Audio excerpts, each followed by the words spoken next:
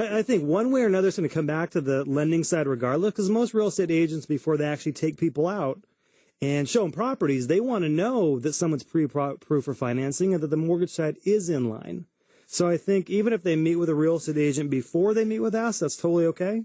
But one way or another, we're going to get back to the same point, which is, make sure the financing is in place. Unless somebody's buying in cash, and then it's kind of a different story. But then at that point in time, that's when the real conversation with the real estate agent can happen.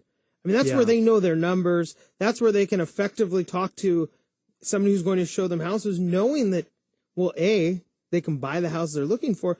And, and Jesse can maybe give us a little bit more detail on this later, but I think at that point in time, the real estate agent can commit to them more because they know it's a serious buyer. Well, again, this is just my opinion. I think that a real estate agent, if they're going to take more than 2 or 3 times to take a buyer out looking at properties without knowing that they're pre-approved, I think you need to question a little bit about how professional and how experienced they really are.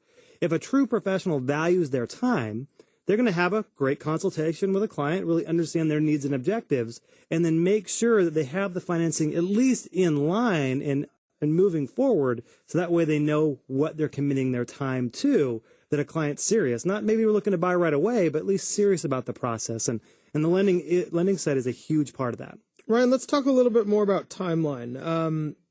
People have, life events come up. Some people have a very strict timeline. Mm-hmm. Some people need to find something quickly. Do you think that's important for a buyer to really determine on their own before they start looking? I don't think it's number one important, but I think it's a good idea to have a feel for it. I mean, we meet with clients all the time that says, hey, I'm not looking to buy until like January of 2013. Fine, no problem. Let's get you at least on the right track leading up to that. But some people, they say, well, I'm not looking to buy till January, but if a great property presents itself, I may do something about it. And that happens all the time. We see people making offers within that first 30 days, even though they're not looking to buy for a couple months. So either way, it's just getting prepared and being organized. And if there's any issues we need to talk about, deal with it up front as opposed to later on in the process. So I think that's very key. And the preparation side is huge, because also if interest rates start to go up, people want to know what they can do. Sure. We've talked about the rate effect, and when rates go up, man, all of a sudden the $500,000 house you thought you were going to buy your pre-approval just got bumped down to $400,000. Yeah, that's crazy. It's tough to fall in love with a house that's $100,000 less than the house you were just looking at. Yeah, the interest rates have a big part of all of this. We talked about that a couple different times, and Jesse, we talk to clients all the time about, hey, I want to buy back from September. Today, I want to buy. When we told everybody they should have bought in September or October, interest rates are the next big thing to fall. Is where is that going to look like in 6 to 12 months from now when interest rates are at 5.5 or 6.5? That's going to be like the next big thing to fall. So let's finish. We just have about a minute before we have to go to break. Again, we're here with Ryan Leopold of Cobalt Mortgage. Ryan, so you start shopping, and at that point in time, it's finding that right house, knowing what you can afford, and then being comfortable and prepared enough to make that offer. I mean, is that where you would go with that? Yeah, and I'd say under that same lines is more important to be prepared today more than ever.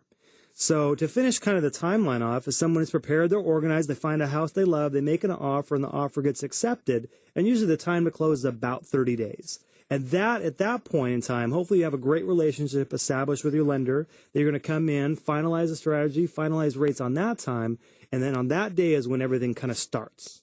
That's when you update pay stubs, you update bank statements, you pick a loan program, you sign all the stuff, and then it usually takes about 7 to 14 days from that point to get it through ordering the appraisal, getting title insurance, getting a full package together so that way you can get that final underwriting decision. Because really, it's not really a loan in place yet until you have that final underwrite. So I'd say, and we're going to talk about this a little bit later, which is the key strategies we'll talk about in the next segment, is the key strategies is making sure that you're approved as soon as possible. And that's a full real approval once you find that house, because that's going to progress to where you can actually sign all your stuff and get your keys.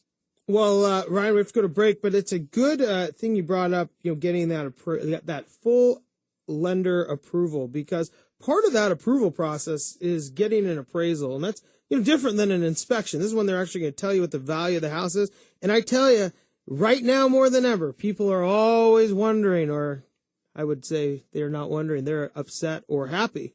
They're not real pumped about their appraisal. And Mark Simmons is going to join us when we come back, and he's going to talk a little about how these appraisals come in, how the value is determined, and why they may come in higher or lower than you anticipated.